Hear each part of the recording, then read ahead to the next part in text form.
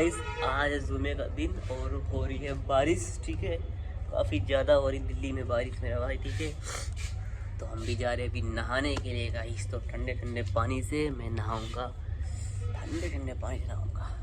बारिश का पानी नहाओगे तो बीमार पड़ जाओगे, तभी जिम कैसे जाएंगे हम, फिर होमवर्क कैसे मारेंगे।